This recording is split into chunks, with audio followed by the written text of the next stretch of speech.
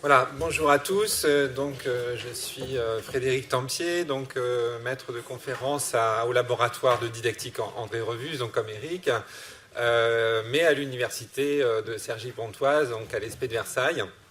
Je suis membre aussi de la Copyrelem, comme ma chère collègue Anne, qui est ici. Je trouve ça très intéressant que, d'abord, je vous remercie de nous avoir invités, tous les deux, Eric et moi. C'est la première fois qu'on intervient comme ça, tous les deux, sur une journée. Et je trouve ça très intéressant parce qu'on a des points communs vraiment dans notre approche de la recherche, hein, bien sûr sur le thème qu'on travaille, mais aussi notre façon de faire de la recherche, et puis notre façon de voir aussi la formation en lien avec l'utilisation des ressources. Hein, comme vous avez vu que dans le travail d'Éric, cette conception de ressources est une part très importante. Dans mon travail aussi, et c'est notre façon finalement d'aller observer les pratiques des enseignants et de voir comment on peut les faire évoluer. Voilà, donc le travail que je vais vous présenter, il prend la suite au niveau, on va dire, des niveaux d'enseignement, puisque je vais m'attacher plutôt à l'enseignement des nombres en fin de cycle 2. Oui, j'ai marqué cycle 3, mais en fait c'est fin de cycle 2, CE2, jusque fin de cycle 3. Voilà, alors tout d'abord pour commencer, je voulais rappeler quelques résultats de la conférence de consensus de 2015 sur la numération, où Chenet et Fischer ont rappelé certaines difficultés des élèves à l'issue de l'école primaire. Un élève sur 4 ne sait pas écrire un grand nombre entier. Alors là, contrairement à Eric, vous voyez, il prend le verre à moitié vide. Donc un élève sur 4 ne sait pas écrire un grand nombre entier en chiffres. Et puis pour affirmer cela, en fait, il s'appuie sur un item d'écriture en chiffres du nombre 1 600 000 qui est réussi par 76% des élèves. Alors on peut tout de suite remarquer qu'on a assez peu d'informations sur les connaissances des grands nombres par les élèves de cycle 3 à travers les évaluations nationales, parce que celles-ci, en fait, se limitent à cette seule tâche, qui est d'écriture de nombres en chiffres. Donc concernant les décimaux, alors, il y a davantage d'items, et on sait par exemple que la majorité des élèves savent multiplier 23 par 10 pour les entiers, mais que par contre, 2/3 des élèves ont des difficultés pour multiplier un nombre décimal, comme 35,2 par 100. Donc ce phénomène semble révélateur de connaissances des nombres entiers qui permettent, certes, de réussir par l'utilisation de la règle des zéros, mais dont l'articulation avec la conceptualisation du système de numération de position est insuffisante. Alors nous avons aussi assez peu accès à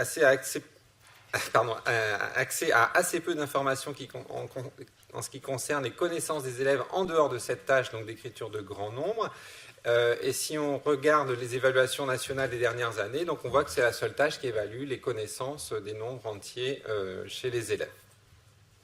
Voilà, donc le jury de la conférence de consensus a notamment rappelé que l'acquisition du système de numération décimale de position est fondamentale pour les apprentissages numériques et que cet enseignement ne se limite pas à apprendre à écrire et à dire les nombres, mais s'attache à permettre une compréhension des aspects décimales et positionnels. Et des recherches empiriques ont montré que la réussite est conditionnée par une bonne connaissance des nombres entiers, la réussite dans l'apprentissage des décimaux. Voilà. Et les évaluations nationales renforcent ce constat, donc elles font apparaître des difficultés sur les décimaux, dont on peut penser qu'elles sont le signe d'une construction insuffisante des nombres entiers. Ça, c'est quelque chose avec lequel je suis assez d'accord.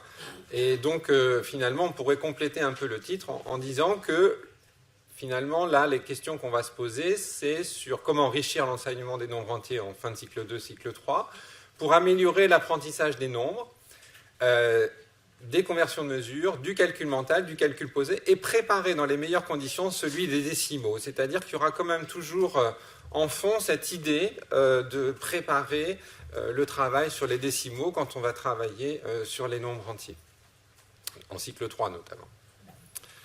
Voilà, donc le plan de l'intervention, ce sera d'abord de revenir sur la notion d'unité, qui est pour moi un concept fondateur de la numération. J'essaierai de développer cette idée.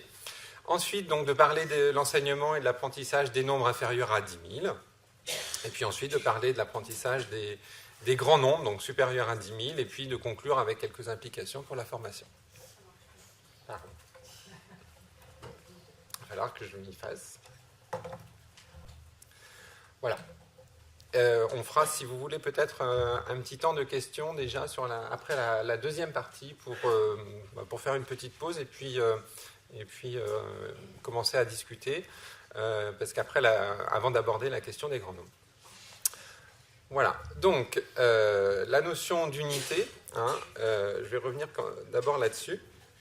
Vous voyez, quand on considère un signe graphique comme celui-ci, Keller explique qu'on peut considérer donc un bâton comme étant une unité, et on reconnaît alors le signe du nombre 5, mais on peut aussi considérer donc chaque extrémité de ces bâtons, par exemple, et alors on reconnaît le signe du nombre 10, et on peut aussi considérer donc ce signe tout entier comme étant une seule chose, et alors reconnaître le nombre 1. Donc finalement, l'unité n'est donc pas donnée par l'objet lui-même ou la collection, mais la notion d'unité est à construire par la pensée. Les anglo-saxons appellent l'unitizing la capacité à considérer une pluralité d'objets comme une entité individuelle. Et comme l'expliquent donc ces chercheurs, Fosnot et Dolk, unitiser ces 10 choses comme une chose, un groupe, demande déjà de rejeter la notion originale de nombre. C'est une immense évolution dans la pensée des élèves, et en fait, cela a été une immense évolution dans les mathématiques qui a pris des siècles à se développer. Ça reprend un peu ce que disait tout à l'heure Eric sur le fait que, par exemple, quand on compte des collections, compter de 10, 20, 30, 40, ce n'est pas la même chose que de compter 1 pour une dizaine, 2, 3, 4, 5. Et là, il y a vraiment un pas important chez les élèves pour considérer 10 comme une seule chose. Donc quand on utilise le mot unité en français, donc on peut donc faire référence à l'unité simple, donc les ones en anglais, ou bien une notion plus générale d'unité qui est suggérée par cette idée donc d'unitizing. Donc en français, donc, on utilise un même mot, alors que les anglo-saxons ont 2 mots pour parler de ça, donc les ones pour les unités simples et unit pour parler des unités. Donc, moi, je vais faire attention, et donc, quand je parlerai d'unité, ce sera vraiment au sens général. Ce ne sera pas les unités simples, ce sera les unités en général, et quand j'aurai besoin de préciser unité simple, je dirai unité simple. Voilà. Alors, une unité n'est pas liée à une organisation particulière, même si certaines organisations vont faciliter le comptage, on l'a vu tout à l'heure, selon certaines unités. Donc, par exemple, dans ces 2 collections, il y a 7 dizaines de bonhommes, qu'ils soient organisés en ligne de 10 comme à gauche, là, dans la première collection, ou pas organisés comme dans la deuxième collection. Donc, Christine Chambry a défini les unités simples, les dizaines, les centaines, etc., comme étant des unités de numération ou unités de nombre. Voilà, donc moi, pour simplifier, je parlerai tout simplement d'unité. Alors, la notion d'unité, c'est le principe de base de l'invention des systèmes de numération. Donc ici, je vais considérer uniquement des systèmes de numération décimaux, même si on sait qu'il y a d'autres systèmes qui ont été inventés. Donc pour désigner par exemple cette collection, si on considère une barre comme représentant une unité simple, on peut y voir donc des groupes de 10 unités simples qui forment une nouvelle unité, la dizaine, et puis voir 10 dizaines comme une nouvelle unité, la centaine, et compter les centaines comme les unités, donc 1, 2, 3, puis les dizaines, 1, 2, 3, 4, 5, et les unités simples. Et on crée ainsi un système d'unités selon un principe itératif. 10 unités d'un certain ordre font une unité de l'ordre immédiatement supérieur. Alors si on s'intéresse maintenant à la représentation de ces unités, de chacune de ces unités, on peut avoir différents types de systèmes de numération. Donc on peut avoir un système de numération de type additif, comme celui qui a été inventé par les Égyptiens. Donc, ce n'était pas celui-ci, mais c'était donc plutôt avec ces signes-là. En utilisant des chiffres pour coder les nombres de 1 à 9, on obtient donc un système hybride, comme celui, par exemple, inventé par les Chinois. Et puis, enfin, dans un système positionnel comme le nôtre, les unités, elles sont repérées par la position des chiffres dans l'écriture, donc elles ne sont pas codées par un symbole, comme dans les systèmes précédents. Et c'est ce qui permet donc une écriture économique et la possibilité d'écrire tous les nombres avec seulement 10 symboles. Il devient alors nécessaire d'écrire le symbole 0 dans ces systèmes positionnels pour marquer l'absence d'unité à certaines positions. Alors, notre système de numération donc, décimale positionnelle s'appuie donc sur ces deux principes. Le principe décimal qui correspond à l'organisation du système d'unités utilisées et qui obéit donc à cette règle, 10 unités d'un certain ordre sont égales à une unité de l'ordre immédiatement supérieur. Et puis le principe de position qui permet de définir la position de chaque unité dans l'écriture chiffrée. Voilà. Donc les unités simples au premier rang, les dizaines au deuxième rang, etc. Alors, le principe décimal et sa règle de construction itérative amènent une complexification croissante des relations entre les différentes unités. Donc, les travaux de Fuson, ensuite repris par Tannhäuser, montrent les différentes interprétations qui découlent de cela pour chaque unité. Donc, si on considère par exemple l'unité, la centaine, il est donc possible de considérer la centaine comme 100 unités. Mais on peut aussi considérer une centaine comme 10 dizaines. Et cette vision donc, est facilitée par cette organisation de la collection ici, là, qui est en paquet de 10. Et on peut aussi considérer une centaine comme une unité, c'est-à-dire une chose. Et là, c'est le 1 qui est important. Et on retrouve ici l'interprétation d'une pluralité d'objets comme une seule entité. Alors finalement, la centaine peut être interprétée à la fois comme une centaine, 10 dizaines et 100 unités. Donc il y a différentes interprétations possibles. Et donc Fuson et Tannhäuser rappellent que c'est cette flexibilité dans l'interprétation possible de la centaine, ou plus généralement d'une unité, en lien avec l'écriture chiffrée, qui peut permettre une compréhension profonde de la numération. Alors une autre façon de considérer ce système de relations entre les unités, c'est ce schéma de Vaturo, qui met en évidence en fait le réseau de relations multiplicatives entre les unités. Alors dès le travail sur les nombres entiers, on peut considérer des relations qui vont à la fois dans le sens des multiplications et aussi des divisions, donc par 10. 10 dizaines font une centaine, et une centaine c'est aussi composé de 10 dizaines, donc on a les deux sens. Et ces relations peuvent être étendues vers la gauche pour définir de nouvelles unités. Donc ce sera l'objet du travail sur les grands nombres. Pardon. Et pour un nombre décimal, donc on aura un prolongement vers la droite, encore à des unités, ça n'a pas marché, encore à des unités inférieures, donc qui vont être les dixièmes, les centièmes, les millièmes, qui sont obtenus par des fractionnements de l'unité en 10. Donc on obtient cette multiplicité de relations en jeu dans l'écriture décimale. Alors voilà, je vous ai mis ce bel iceberg qui permet de montrer un peu la complexité de ce que cache l'écriture chiffrée. En fait, c'est ça.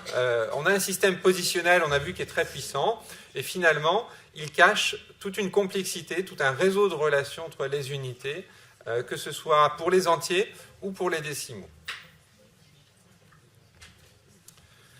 Voilà. Et c'est aussi ce réseau de relations entre unités qui régit le fonctionnement des unités du système métrique. Alors, c'est notamment ce qu'a mis en évidence Christine Chambry, en montrant comment le système métrique peut être utile à une consolidation de la numération des entiers. Donc je vous réfère à son article, très intéressant. Et donc les préfixes déca, hecto, kilo peuvent être mis en relation avec les dizaines, centaines et milliers dans un sens et dans l'autre sens. Donc les préfixes déci, centi, milli avec les dixièmes, centièmes et millièmes. Voilà.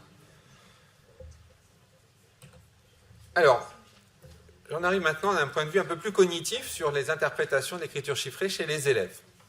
Donc, on a un peu avant, donc on a évoqué les différentes interprétations des unités chez les élèves, mais dans la littérature, on trouve aussi différentes catégorisations de l'interprétation de l'écriture chiffrée chez les élèves. Donc ici, moi, j'ai retenu 4 catégories qui me semblent importantes. Première catégorie, juxtaposition d'unités simples.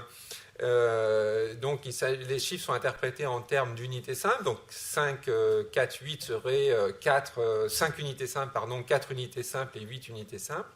Et en fait, souvent on observe des variantes quand même, et un des chiffres peut être vu comme un groupement d'unités simples. Par exemple, dans 548, on va avoir 500 unités, mais on va avoir 4 unités et 8 unités.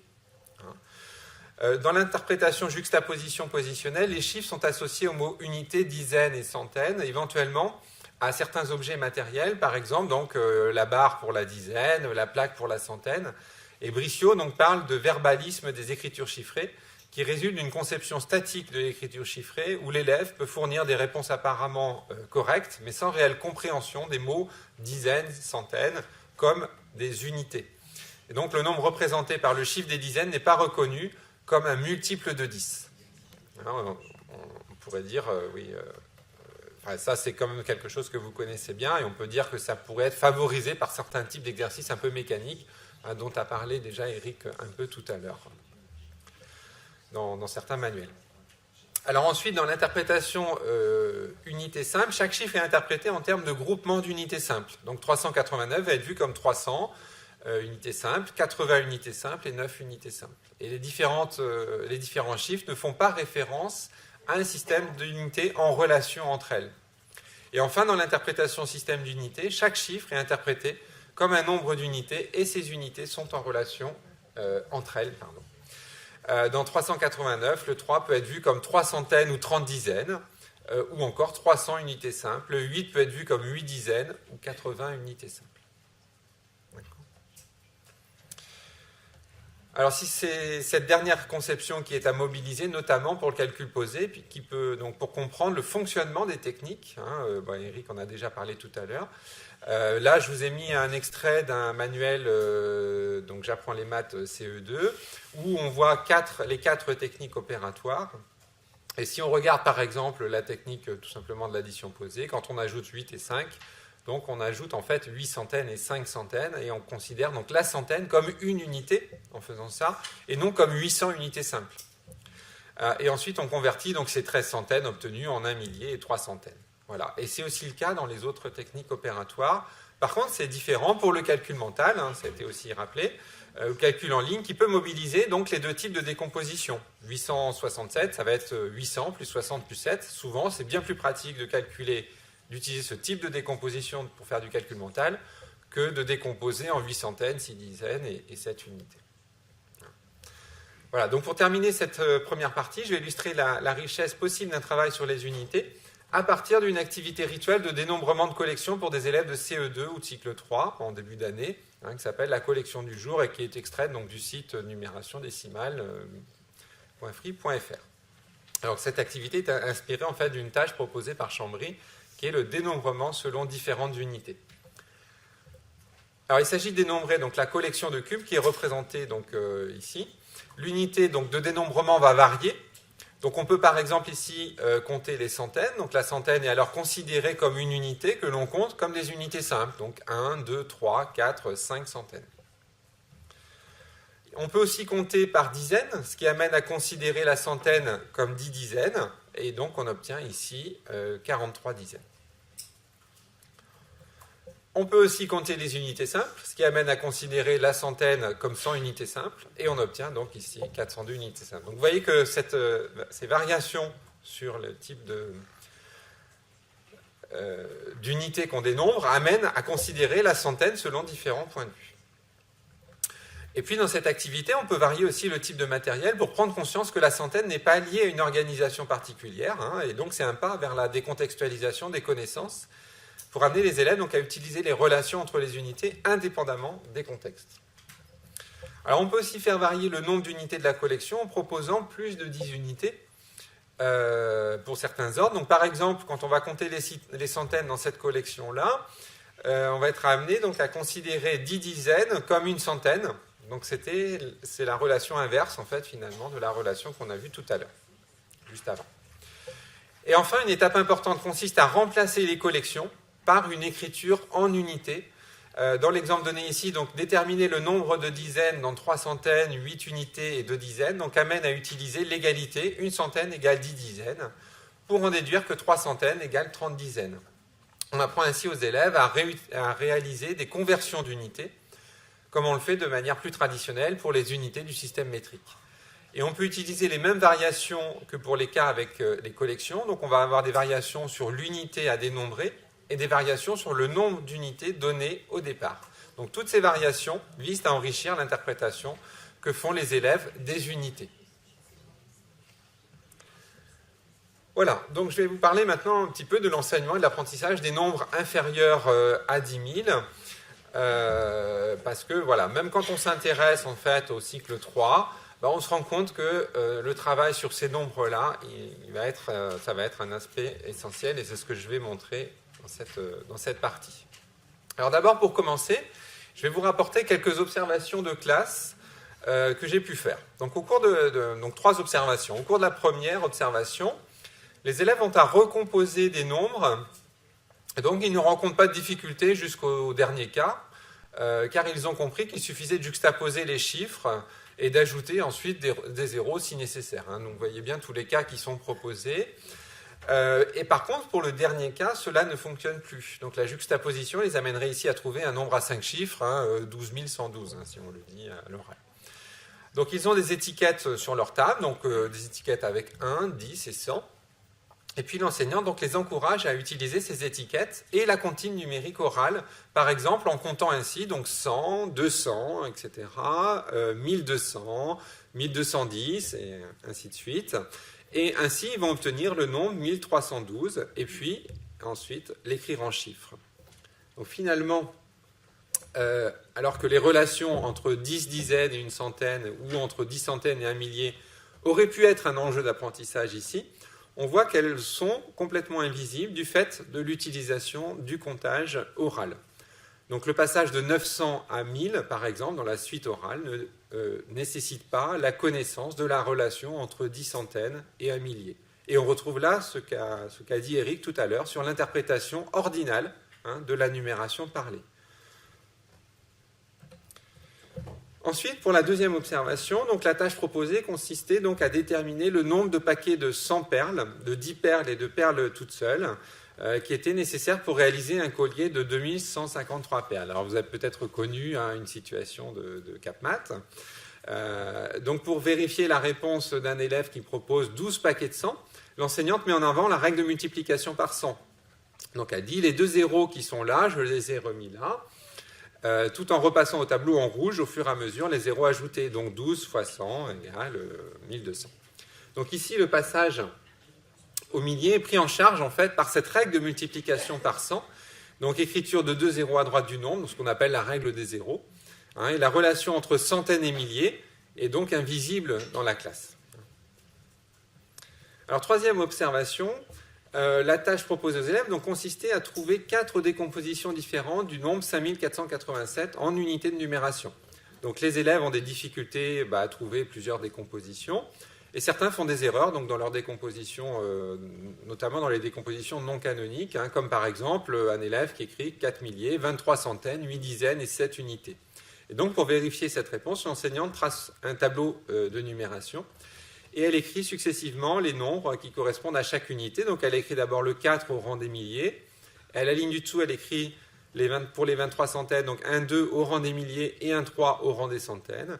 Et puis, etc. Elle continue comme ça. Et pour finir, donc, elle ajoute les nombres de chaque colonne, et ce qui permet d'obtenir le nombre 6387 et d'invalider ainsi la réponse de l'élève. Donc ici, il y avait aussi une possibilité, on va dire, d'un travail sur la relation entre centaines et milliers, à travers cette conversion de 23 centaines en 2 milliers et 3 centaines, mais en fait, en écrivant 23 centaines dans le tableau, avec la règle qui est, en fait, on écrit un seul chiffre dans chaque colonne, le 2 va se retrouver automatiquement dans la colonne des milliers. Et du coup, la relation entre 10 centaines et 1 millier est invisible là aussi, car elle est prise en charge par cette règle d'utilisation du tableau de numération qui est d'écrire un seul chiffre par colonne.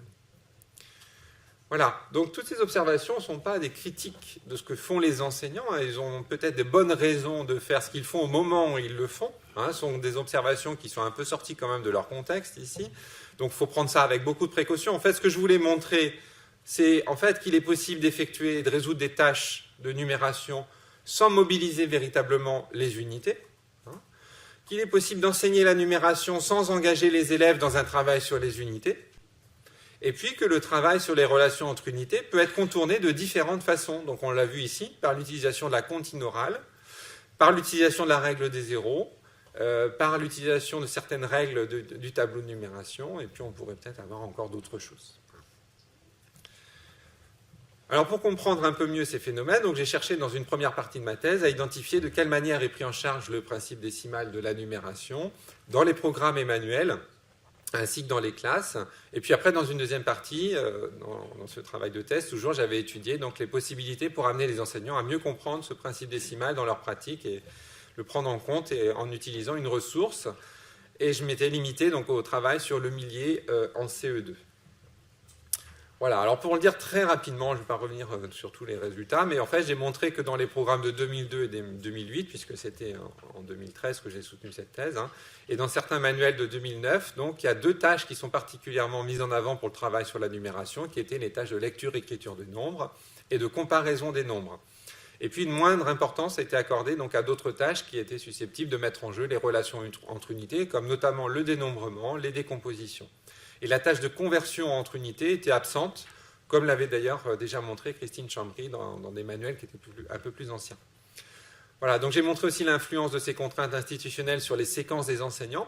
En fait, les enseignants que j'avais observés ne faisaient pas du travail sur les unités un enjeu d'enseignement, et cela avait aussi des conséquences sur leur façon d'interpréter les erreurs des élèves. C'est-à-dire, du coup, ils avaient du mal à voir vraiment, véritablement, avoir une interprétation des erreurs des élèves en termes justement de relations entre unités. Je vous ai mis un exemple de difficulté très, très classique. Hein. Un élève qui écrit 12 centaines, 3 milliers, ça égale 123. Et l'enseignante interprète ces difficultés comme des fautes d'inattention, en fait. Hein, alors, il y a des chercheuses comme Margolinas, Coulanger-Bessot qui avaient montré que finalement, il y a un lien très important entre le projet de l'enseignant, sa préparation de séance ou de séquence et son interprétation qu'il fait des erreurs des élèves. Et si l'enseignant n'est pas sensibilisé à cette question des unités, en fait, il n'est pas amené à questionner son projet d'enseignement, même si les élèves font des erreurs comme celle-ci. C'est-à-dire qu'on ne peut pas espérer que, même en voyant des erreurs comme ça, les élèves vont re-questionner finalement leur projet d'enseignement. En fait, c'est beaucoup plus complexe que ça. Donc, j'avais aussi regardé les connaissances des élèves de CE2 en début d'année, avant d'aborder le travail sur les nombres à 4 chiffres. Et donc, on voit des décalages assez importants dans la réussite de certaines tâches de numération. Par exemple, donc, les 3 premières correspondent à celles qui sont valorisées par l'institution. Hein, ils sont plutôt bien réussis, très bien même. Et par contre, convertir une centaine en dizaines, hein, c'est la relation de base, on va dire, hein, n'est réussi que par la moitié des élèves, et 60 dizaines en centaines que par un tiers des élèves. Voilà. 39% des élèves réussissent à recomposer 5 centaines, 12 dizaines, 3 unités et à déterminer donc le nombre de dizaines dans 764.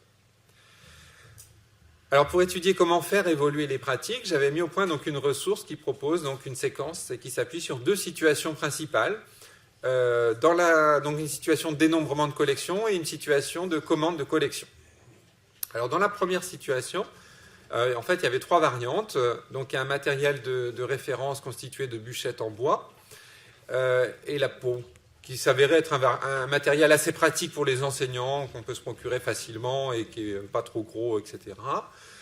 Donc dans la première variante, ça permet la constitution des groupements successifs. La deuxième permet de mettre en jeu le principe de position pour dénombrer une collection totalement groupée, comme par exemple 1 millier, 4 dizaines, comment ça s'écrit en chiffres. Et puis c'est seulement dans la troisième variante que les conversions entre unités sont véritablement un enjeu, car la réunion de 2 collections amène à avoir plus de 10 unités à certains ordres. Donc ici, dans l'exemple qui est proposé, en réunissant les 2 collections, on obtient 12 centaines, et donc il faut convertir en 1 millier et 2 centaines.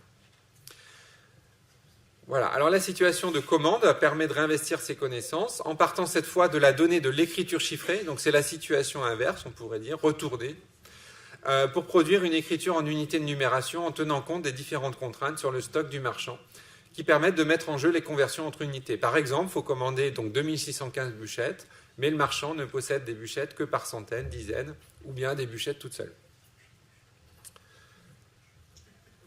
Alors, il y a plusieurs allers-retours entre des phases de conception et des phases d'analyse de mise en œuvre dans les classes avant d'aboutir donc à une version qui est actuellement diffusée sur Internet à l'adresse que je vous ai déjà mise tout à l'heure. Pour la situation de dénombrement, donc, les résultats montrent l'intérêt du jeu sur les 2 variables, donc ordre de présentation des unités, et puis absence-présence d'unités à chaque ordre. Donc pour dépasser les erreurs qu'on rencontre assez fréquemment, par exemple l'erreur 1 dizaine, 3 milliers, 7 unités, 1 centaine égale 1371, ou 1 millier, 4 dizaines, 5 unités égale 145. Donc il y a eu des progrès à ce niveau-là. Mais on observe en fait des résistances à un travail sur les relations entre unités, ce qui se traduit d'ailleurs dans les résultats des élèves, avec des progrès sur toutes les tâches, mais des résultats restant autour de 50% pour les tâches mettant en jeu donc ces relations. Oui. Est-ce que vous pourriez revenir sur la diapositive précédente, et Oui. la troisième variante Celle-ci? Non. Non, encore Là. Voilà, c'est la variante 3 de la première situation. Oui. Juste l'expliciter en plus. Dans cette variante, en fait, l'idée, c'est de mettre en jeu les relations entre unités. Parce que jusque-là, finalement, dans la variante 2, on travaille plutôt sur le principe de position. Et donc, l'idée, là, c'est d'avoir pourquoi est-ce qu'on obtient, en fait, plus de 10 unités à certains ordres? C'est parce qu'en fait, on a réuni deux collections. Alors, moi, je l'ai travaillé comme ça au début. Finalement, il s'avère que quand on a deux collections, c'est quand même très tentant, vu les connaissances des élèves, de faire une addition posée. Et donc, maintenant, en fait, je le travaille directement en proposant des collections qui sont partiellement groupées. C'est-à-dire là, par exemple, je mettrai 3 milliers, 12 centaines, une dizaine et 5 unités. Parce que finalement, voilà, quand on a deux collections, l'addition posée, elle fait partie des connaissances, du bagage des élèves.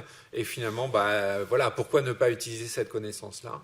Bon, donc, et en plus, dans les observations que j'ai faites dans les classes, les enseignants acceptaient ce genre de proposition, ce qui était tout à fait normal. Et du coup, on n'allait pas forcément vers un travail sur les relations entre unités, parce que cette addition posée n'était pas forcément questionnée. D'accord? Donc, je reviens là-dessus. Donc, j'ai dit qu'il y avait des résistances. On voit que les résultats, ils sont assez mitigés concernant les relations entre unités. Donc, je vais expliquer un peu les résistances que j'ai pu observer dans les classes. Enfin, certaines, je ne vais pas revenir sur tout, mais quelque chose qui me semble important, c'est, par exemple, ici... Alors, je vais prendre celle-ci. Donc, référence à un travail sur les unités. On observe, par exemple, donc, une référence qui est prégnante au matériel de numération quand les conversions sont en jeu. Ça a été observé dans les 3 classes observées sur 4. Lorsqu'il y a plus de 10 unités à certains ordres, donc l'enseignant fait une référence quasi systématique au groupement matériel, donc réel ou dessiné. Et ce phénomène peut se constater, par exemple, dans un extrait donc, de la mise en œuvre donc, du deuxième problème, dans la classe de Madame E. Donc, un élève vient dessiner la collection au tableau. Donc, c'est le 3e problème, pardon, c'est celui dont on vient de parler. Donc, il vient dessiner les 2 collections, donc avec les boîtes, les sachets. L'enseignant demande à cet élève comment on peut trouver le résultat. Et puis, l'élève est bloqué, ne sait pas comment faire, notamment gérer ces 12 sachets, parce qu'il obtient 12 sachets qui sont dessinés au tableau. Et donc, l'enseignante, Madame B, la demande à un autre élève de l'aider, sans lui donner la bonne réponse. Alors, l'élève, dit, en fait, comme tu en as 12, ça fait plus de centaines. Si tu as 10 centaines, ça revient à quoi? Et l'enseignante dit... Qu'est-ce que tu peux faire? Si tu as 10 pochettes, qu'est-ce que tu peux faire? Et donc l'élève dit, ah oui, 1 millier, et l'élève donc dessine une nouvelle boîte au tableau. Et l'enseignant dit, donc les 10, tu vas les mettre dans une boîte, alors enlève-les maintenant, les 10 que tu as mis dans la boîte, barre-les ou efface-les. Quand on a 10 sachets, on peut les mettre dans une boîte, et le problème c'est qu'on n'en avait pas 10, on en avait 12, donc dès que ça dépasse 10, on peut les mettre dans une boîte de 1000. Alors j'ai souligné en fait les endroits où l'enseignante revient sur le matériel, fait référence au matériel. Et ce qui est intéressant, c'est qu'on voit qu'alors que l'élève, la Joris, parle en termes d'unités, notamment de centaines, l'enseignante, elle revient systématiquement au matériel. Alors voilà, bien sûr, ça peut avoir un intérêt à certains moments de revenir sur le matériel pour redonner du sens à ces unités. Mais en fait, ce que j'ai observé, c'est que finalement, par ce retour un peu systématique au matériel, dès qu'on a des conversions, ça peut empêcher d'aller vers un travail sur des conversions d'unités, qui est ce qu'on vise en fait. Le travail mathématique, il n'est pas dans les groupements de boîtes, de sachets dans des boîtes, mais il est dans la conversion qu'on va faire des centaines en milliers. Et ça, finalement, on voit qu'il y a vraiment une résistance pour aller vers ce travail-là, dans les classes que j'ai pu observer. Voilà. Alors, voilà comment on pourrait un peu schématiser cette référence prégnante au matériel. Donc, il n'y a pas de recherche du coup de décontextualisation. Donc, on aide l'élève, certes, à réussir cette tâche particulière en lui permettant de dépasser l'erreur classique là, de juxtaposition par l'intermédiaire des groupements par 10. Mais finalement, on ne lui permet pas de réussir... à travers la réussite de cette tâche, de pouvoir en réussir d'autres, ce qui est notre objectif, évidemment.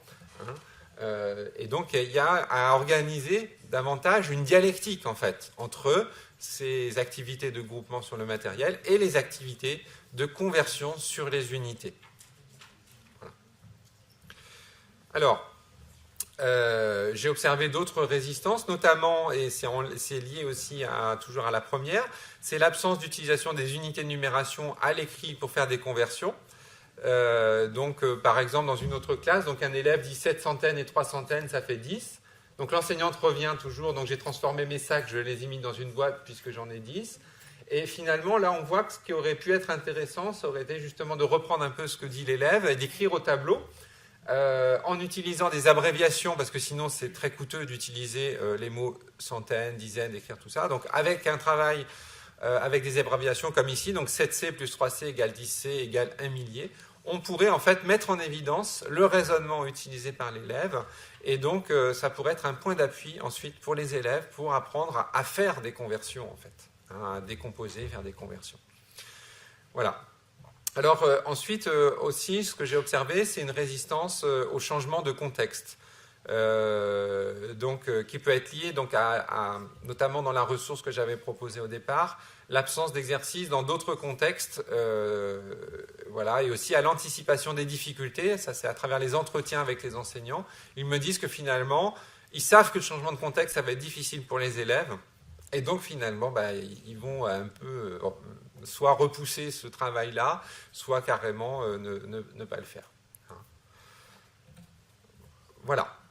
Alors, concernant la situation de commande maintenant, alors là, donc j'avais observé cette situation dans 3 classes. Donc il y a des difficultés importantes chez les élèves quand on fait des commandes avec des contraintes. Et les erreurs principales sont celles qui sont prévues donc, dans les analyses a priori, c'est-à-dire que les élèves ne tiennent pas compte des conversions et cherchent à écrire un nombre à un seul chiffre pour chaque unité.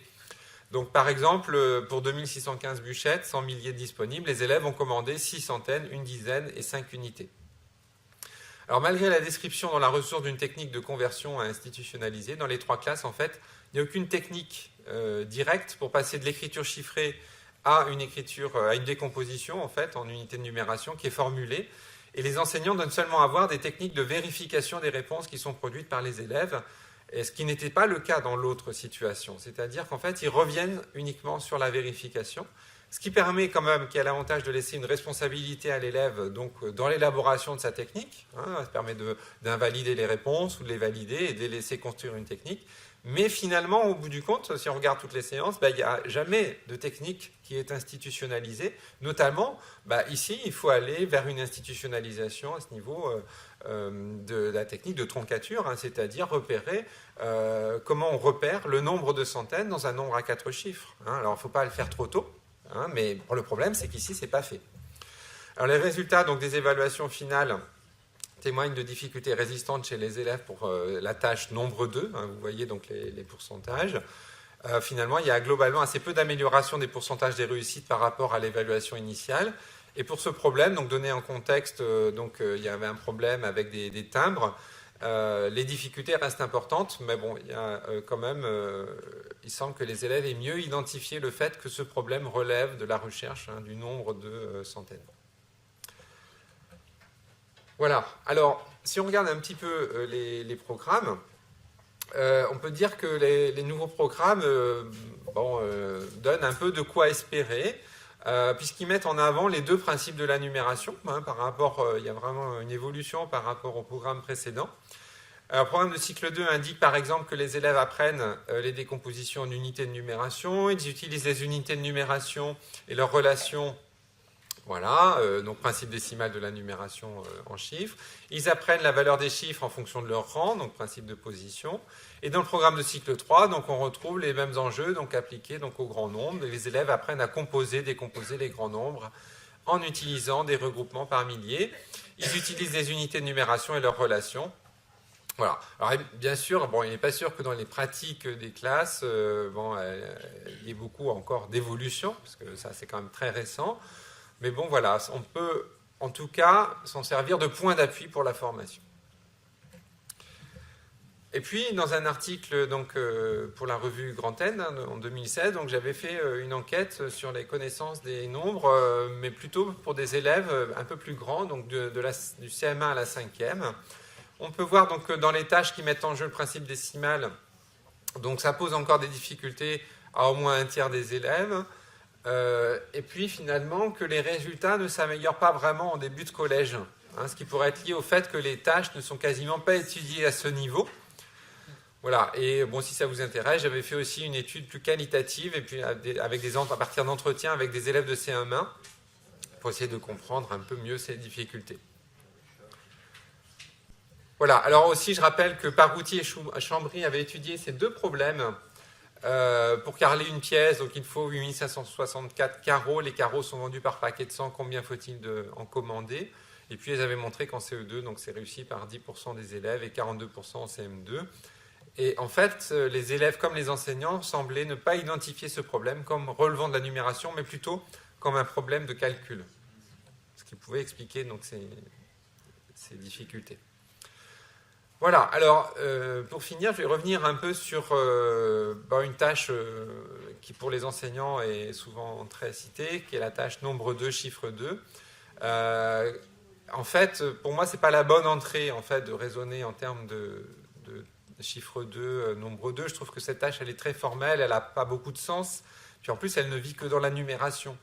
Voilà, puis on peut la questionner. Est-ce qu'on doit considérer que quand on a un nombre à un chiffre, alors c'est pas un nombre, mais c'est un chiffre, hein, alors qu'avec nos étudiants, on leur dit bien justement, on essaie de faire comprendre cette distinction entre chiffre et nombre, mais ici finalement, ça laisse penser que si c'est un chiffre, c'est juste un chiffre, c'est pas un nombre.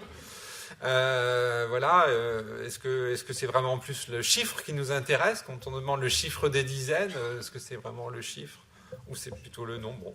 Est-ce que le nombre de centaines de 1234, souvent on attend comme réponse 12, mais parfois dans certains contextes ça pourrait être 2 aussi, finalement. Ça pourrait être 12,34 si vraiment on reprend du point de vue mathématique. Bon. Tout ça pour dire que finalement, il vaudrait peut-être mieux considérer en fait à la place la tâche de décomposition des nombres. Et c'est celle-là qui est utile notamment pour le calcul, et aussi pour les mesures, et aussi pour les décimaux. Hein, donc 1234, on va le voir on peut le décomposer selon de différentes manières, comme un millier, 2 centaines, 3 dizaines, 4 unités, 12 centaines, 3 dizaines, 4 unités, etc. Voilà. Et les enseignants en fait qui travaillent en général, avec qui j'avais travaillé sur la ressource, en fait, ils se rendent compte qu'il n'y a pas besoin de parler de chiffre 2, nombre 2, et ça, souvent, c'est ce qu'ils me disent après, oui, mais moi, maintenant, j'ai plus besoin de parler de ça. Voilà, alors les enjeux de formation concernant ce travail-là, ce qu'on peut en retenir, donc, c'est que l'exemple de cette ressource donc, montre qu'il est possible de proposer des situations qui mettent en jeu donc, les deux principes de la numération, même si les résultats de ma thèse finalement montrent que cela n'est pas suffisant pour faire évoluer les pratiques. Hein. L'utilisation de cette ressource doit être accompagnée par un travail de formation des enseignants qui peut aujourd'hui prendre appui sur les attentes du programme de cycle 2 et de cycle 3. Pour le cycle 3, et c'est aussi vrai pour les CE2, donc il est important que les enseignants prennent conscience de l'insuffisance des connaissances des élèves sur la numération quand ils arrivent en CE2 ou en CM1 ou même en CM2, et de l'importance d'un travail spécifique sur les nombres inférieurs à 10 000 en début d'année de CM1, parce que là, si je parle plutôt en cycle 3, ou en CM2, et en CE2, sur toute l'année, évidemment, en visant une compréhension fine des premières unités jusqu'au millier. Alors, si on repense aux 3 observations que je vous ai citées tout à l'heure, on peut dire que la formation doit permettre d'outiller les enseignants pour leur permettre de faire des choix dans la préparation et la mise en œuvre en classe, pour aider un élève, pour gérer une mise en commun, pour différencier, pour institutionnaliser. Et donc des choix sur l'usage du matériel d'une numération, entre contextualisation pour donner du sens aux unités et décontextualisation donc pour généraliser. Pour les élèves en difficulté, comment aider sans tout refaire compter. On voit ça parfois dans les classes. Sur l'usage des désignations d'un nombre, dire le nom du nombre, l'écrire sans le dire, utiliser une lecture chiffre à chiffre, le dire en unité, l'écrire en unité. Ça, c'est des questions qu'on doit se poser finalement. Quand on prend conscience de ce qu'a dit Eric tout à l'heure sur l'existence de différents systèmes de numération, on va s'interroger sur la façon dont on va dire les nombres. Et parfois, finalement, c'est plus intéressant de le dire en unité. Parfois, on va dire le nom du nombre, mais parfois, on va le dire chiffre à chiffre, etc. Sur l'usage du système d'unité, donc travailler en unité simple ou en unité, donc c'est aussi un choix. Est-ce qu'on va travailler, est-ce qu'on va interpréter 3 milliers comme 3000 parfois? Et puis parfois, on va interpréter 3 milliers comme 3, hein, c'est le 3 qui va nous intéresser. Et puis sur l'usage du tableau de numération, hein, est-ce qu'on le montre, est-ce qu'on le cache, est-ce qu'on le laisse à disposition des élèves, sur quelles règles on s'appuie. Je vais développer un petit peu cet aspect-là juste pour terminer cette partie, parce que c'est vraiment une question centrale pour les enseignants. Et donc en formation, vous allez forcément être confrontés à cette question-là, et un peu délicate à gérer, moi-même je trouve finalement. Alors, si on revient sur l'exemple que je vous avais donné, là, que j'ai remis donc ici, les deux situations de référence, le tableau de numération, ça peut être une aide donc, à la réussite, donc, puisqu'il va donner la solution. Hein. Mais bon, voilà, est-ce qu'il sert vraiment de point d'appui pour l'apprentissage, hein. Et les deux situations de référence que j'ai proposées dans la ressource, donc dénombrement et commande, vont fournir des alternatives possibles aux enseignants à l'utilisation de ce tableau de numération, puisque dans ce cas, s'il y a une difficulté d'un élève, on peut alors évoquer les groupements, hein, on en a parlé, sans forcément les réaliser. On peut aussi revenir à la réalisation des groupements si vraiment il y a besoin. On peut travailler sur les unités en faisant référence aux conversions, en s'appuyant sur des relations de base qui doivent être automatisées, donc 10 centaines égale 1 millier. Et il est aussi possible de travailler donc, avec les enseignants sur des alternatives dans l'usage qu'ils font du tableau de numération, afin de rendre son usage plus propice aux apprentissages. Par exemple, possibilité d'écrire un nombre à 2 chiffres dans une colonne.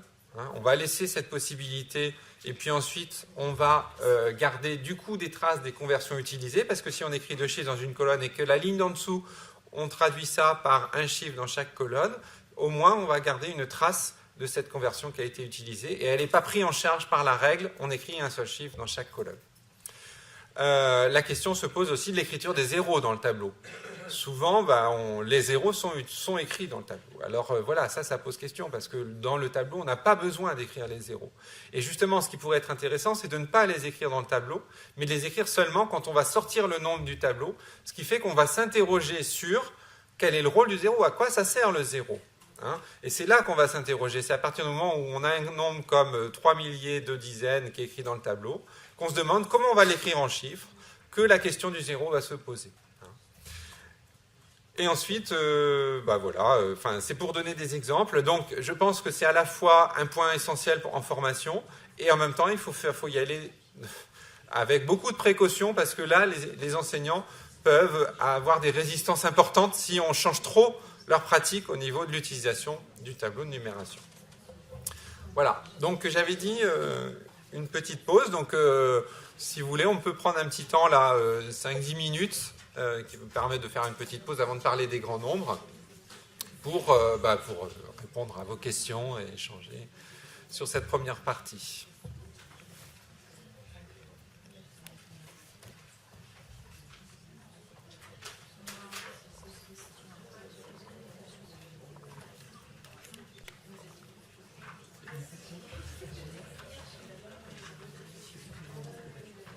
Peut-être, Frédéric, s'il n'y a pas de questions tout de suite, tu peux peut-être montrer le site que tu as construit, que tu as évoqué tout à l'heure. Tu pourras peut-être donner aussi des idées aux collègues. Et puis... Alors, je vais le montrer, mais sur les grands nombres, en fait. D'accord. S'il n'y a pas de questions, mais je continue. Pas tout de suite. Vous préférez les garder pour la fin? Alors, allez-y.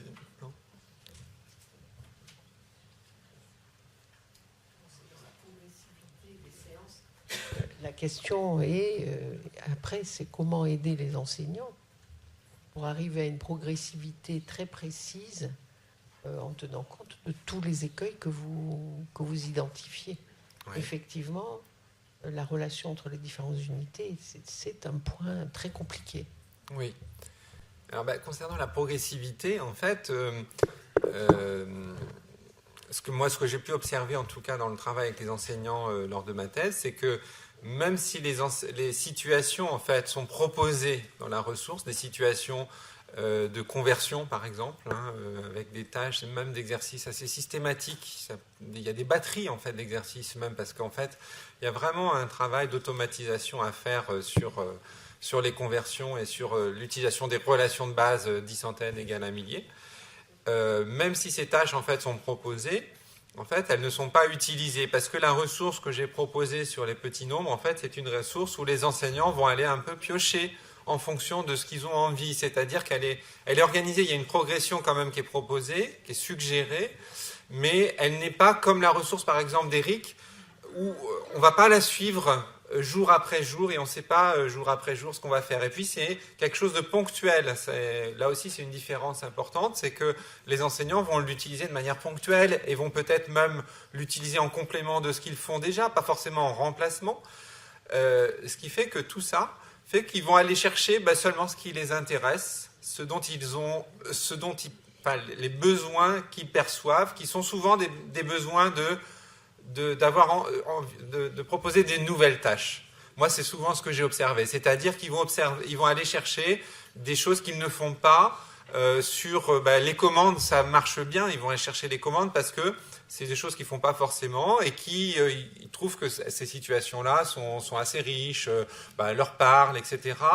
Mais sans forcément avoir un choix qui est guidé justement par le fait d'aller vers un travail de décontextualisation et d'un travail sur les unités. Et là, c'est là qu'on voit les limites de l'utilisation, en tout cas de ce type de ressources-là que j'avais construit pour les petits nombres, parce que sans travail d'accompagnement en formation, on ne perçoit pas forcément cet enjeu, l'intérêt de ce travail sur les relations entre unités. D'où je pense que en tout cas pour que cette utilisation de cette ressource-là soit efficace, il faut absolument un accompagnement par la formation. Alors aussi, peut-être que le travail sur les activités rituelles, parce que c'est un peu votre entrée dans le parcours magistère, je pense que ça peut être une entrée intéressante parce que notamment l'activité que je vous ai montrée tout à l'heure, de dénombrer selon différentes unités, ça c'est un moyen pour que les enseignants s'approprient en fait les enjeux de la numération.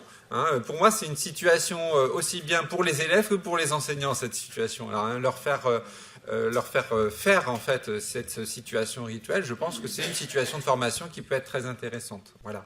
Mais là encore, dans cette situation-là, il faut se questionner sur le passage de... On le fait sur des collections et on visualise des organisations et on repère des centaines, des dizaines sur des collections.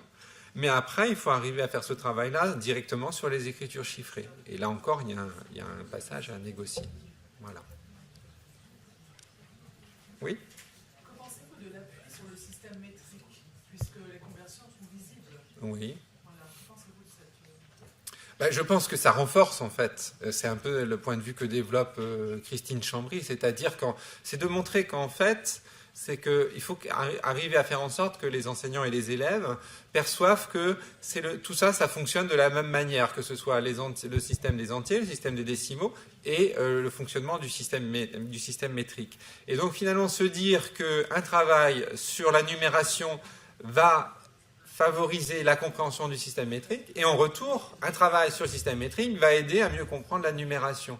Et donc, il faut que les enseignants perçoivent ces relations pour ne pas cloisonner et se dire, là, on va travailler les numérations, là, on va travailler le système métrique, là, on va travailler les décimaux. Donc, il faut qu'ils arrivent à percevoir d'abord, eux, ces relations pour pouvoir ensuite favoriser leur mise en évidence chez les élèves. Donc oui, je pense que c'est comprendre que ce système métrique il fonctionne de la même manière, c'est vraiment un point d'appui.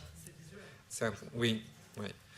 Et puis en plus, après on se rend compte qu'on a un peu les mêmes travers avec le système métrique que pour la numération, c'est-à-dire que l'utilisation un peu systématique du tableau va cacher un petit peu ces savoirs et ces relations entre les unités du système métrique.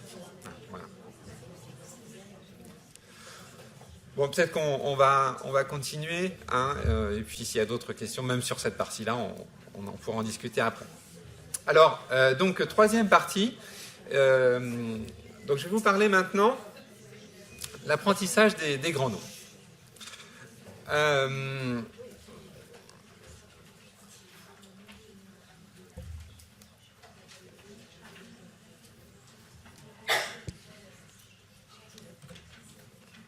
Je vous ai déjà montré ça tout à l'heure. Bon, c'est juste que je vais le remontrer rapidement, mais juste pour resituer.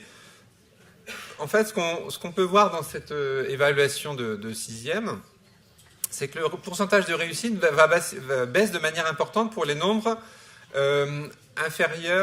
les nombres supérieurs à 10 000. Hein, on passe de 95-93% à 75-76%, ce qui est peut-être pas si mal, comme dit Eric, déjà. Mais bon, il y a quand même une baisse. Alors, notamment, ces nombres, si on regarde un petit peu, ces grands nombres, ils ne sont pas choisis n'importe comment. Il y a des classes vides, en fait, on pourrait dire, hein, pour laquelle donc, il va falloir écrire 3 zéros, ce qui a pu constituer une difficulté pour les élèves. Hein. On peut faire l'hypothèse que l'écriture de certains nombres pose moins de difficultés, notamment, c'est une expression de Céla Barouk, elle parle des nombres pleins, hein, ceux où finalement on entend tous les chiffres, comme par exemple si je vous demande d'écrire 1 234 567, on pourrait penser que peut-être ça poserait moins de difficultés, ou d'autres difficultés en tout cas, mais peut-être moins sur l'écriture. A contrario, donc, il est possible que certains nombres posent davantage de difficultés que ceux qui sont proposés encore dans cette évaluation. Alors, c'est un peu les questions que je m'étais posées. Donc, j'avais proposé une évaluation à des élèves de... Alors, attendez que je me souvienne. Oui, c'était de fin de sixième, hein, donc fin de cycle 3.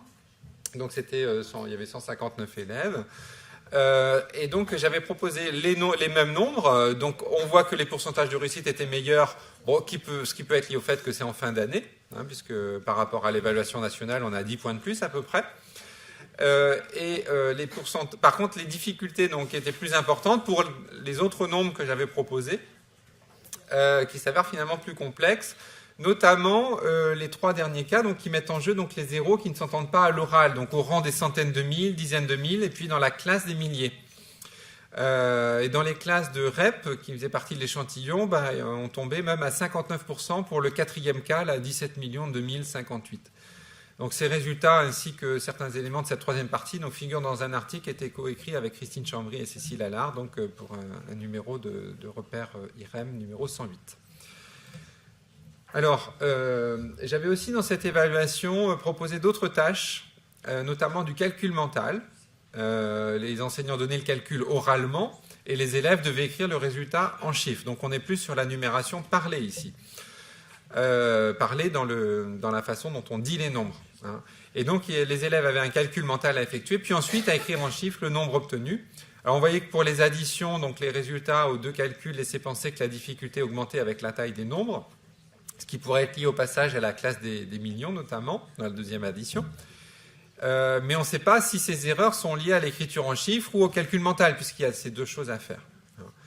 Et pour la multiplication par 10, c'est le fait d'avoir 2 chiffres non nuls qui fait augmenter le pourcentage d'erreurs dans le dernier cas. Et parmi les erreurs, on peut voir beaucoup de 10 500 000, en fait, hein, ce qui laisse penser que les élèves ne cherchent pas à écrire un 0 à droite du nombre quand le nombre est donné oralement. Et enfin, la moitié des élèves de notre échantillon réussit à convertir des millions en centaines de milliers ou en milliers, hein, et les pourcentages de réussite sont à peu près les mêmes pour ces 2 types de relations entre unités. Donc on voit que les relations entre unités, quand on regarde les grands nombres, sont pas mieux réussies quand on regarde les relations entre millions-milliers, donc 1000 relations de 1000, ou entre millions et centaines de milliers. C'est à peu près la même chose. Alors, il y a déjà eu des travaux sur l'enseignement des grands nombres que je vais rappeler ici. Donc, la question a été abordée donc, dans 2 travaux en didactique des mathématiques. Dans le premier, donc, c'était un ouvrage sous la direction de Blanchard-Laville qui contenait une analyse croisée d'une séance de CM1 sur les grands nombres. Et puis le deuxième, c'est une analyse de séance de 4 enseignantes suisses et françaises par Ligoza et Le Tenneguer en fin d'école primaire. Alors, ces travaux pointent les difficultés des élèves et de l'enseignant à articuler le système écrit et le système parlé. En fait, vous allez voir que dans ce que je vais vous montrer ici, ça fait écho à des choses dont a parlé Eric sur les petits nombres. Et c'est ça que je trouve quand même assez intéressant, c'est qu'il y a des phénomènes qu'on va retrouver quand on parle des grands nombres. Il y a des phénomènes qu'on retrouve, qu'on a pu observer, qu'Eric a montré dans le cas des petits nombres. Alors l'étude donc, de ces séances, dans ces travaux que je rappelle ici, où il s'agit en fait d'écrire des nombres en chiffres comme 17 2058, hein, le même que j'avais proposé dans l'évaluation, montre que l'enseignante se retrouve dans une impasse au moment où elle doit invalider les propositions qui sont faites par les élèves. Donc vous avez ici les différentes propositions qui sont écrites. Et dans la première, donc, on retrouve bien le fait que tous les nombres dictés donc, apparaissent. Hein. Dans la deuxième proposition, l'élève utilise correctement la règle qui a été formulée juste avant par l'enseignante, c'est-à-dire je remplace les mots millions et mille par des espaces. Et puis dans la troisième, l'élève utilise aussi une règle formulée par l'enseignante. Chaque groupement doit comprendre 3 chiffres. Voilà. Donc ils utilisent correctement, enfin ils utilisent les règles qui sont formulées et pourtant on arrive à ces erreurs-là. Alors selon Mercier, en fait, ces difficultés du côté des élèves et de l'enseignante s'interprètent comme un manque à savoir institutionnel. C'est-à-dire que le manque de texte de référence sur la question des grands nombres rend ces savoirs transparents pour les enseignants. Et l'enseignante observée fait alors comme s'il n'y avait rien à savoir pour écrire un nombre en chiffres, comme si finalement tout ça, ça allait de soi. Alors historiquement, on a vu qu'il y a un manque à savoir institutionnel, donc on va essayer d'apporter quelques éclairages, on va dire, sur les systèmes de numération. Alors ça vient compléter bien sûr ce qu'a dit déjà Eric, pour essayer de mieux comprendre donc, ces phénomènes d'enseignement et d'apprentissage des grands nombres. Alors actuellement, donc, on a donc 2 systèmes principaux pour désigner donc, les nombres, le système de numération décimale de position, donc écrit, et le système à l'oral, le système que je vais appeler le système de numération parlée. Alors, comme l'a rappelé Eric dans la citation qui est ici, cela n'a pas toujours été le cas. Hein. Pendant longtemps, le système de numération parlée a été utilisé avec la numération romaine pour écrire les nombres et l'ABAC était utilisé pour faire les calculs. Et la numération de position s'est installée donc beaucoup plus tardivement et a mis plusieurs siècles pour être véritablement acceptée. Si on prend les écrits de Scharlig, pour lui, il a fallu 5 siècles et même au bout de ces 5 siècles, son occupation n'était que partielle. C'est important donc de bien comprendre que ces 2 systèmes ont eu une conception indépendante et n'ont été associés que récemment dans l'histoire, comme l'avait déjà rappelé Eric. Alors, donc, le système de numération de position, on va le rappeler, mais bon, vous avez bien vu. Donc, on a un système décimal de position. 10 milliers font une dizaine de milliers qui va s'écrire au 5e rang. Et ensuite, 10 dizaines de milliers font une centaine de milliers qui s'écrit au 6e rang, etc. Et pour décrire ce système, il n'est pas nécessaire de parler de classe, même quand on introduit des grands nombres. Vous voyez que là, pour décrire le système de numération décimale de position, donc le système écrit, on n'a pas besoin de parler de classe. Hein. Il suffit de comprendre comment fonctionnent les unités en base 10. Notre système de numération parlée, lui, c'est un système donc, hybride, hérité de la langue latine. Donc l'énonciation des nombres correspond à une addition des multiples de puissance de la base. On va dire que c'est une interprétation, parce qu'il y a d'autres interprétations possibles. Il s'appuie en fait sur plusieurs, c'est interprétations mathématiques, il s'appuie en fait sur plusieurs systèmes d'unités qui sont imbriqués. Donc on a un système d'unités en base 10, alors avec donc les irrégularités dont on a déjà parlé tout à l'heure. Un système d'unités en base 1000 qui amène à utiliser le nom des nombres inférieurs à 1000 associé aux mots 1000, millions et milliards. Et alors même si nous, ça ne va pas trop nous concerner au niveau de l'école, on a un système en base 1 million pour dire les très grands nombres en appui sur les mots billions, trillions, etc., qui est le système officiel en fait depuis la conférence des poids et mesures de 1949. Voilà. Et le mot billion correspond à 10 puissance 12 et pas à 10 puissance 9 comme billion pour les Américains notamment. Parce qu'eux, ils utilisent une autre échelle qui est l'échelle courte en base 1000 uniquement justement, alors que nous, c'est la base 1 million.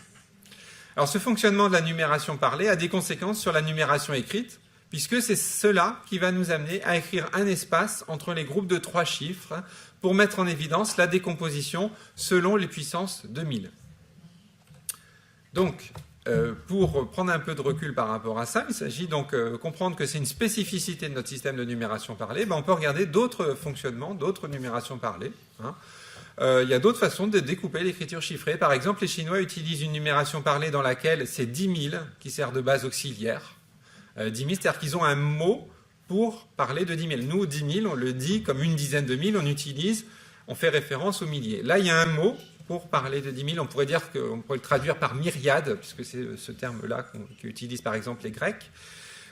Donc, 10 000, c'est une myriade. Et donc, du coup, vous voyez que quand on va dire 100 000, c'est par rapport à 10 000. Donc, on va exprimer 100 000 comme 10 fois 10 000. 1 million comme 100 fois 10 000, etc. Donc voilà un autre fonctionnement.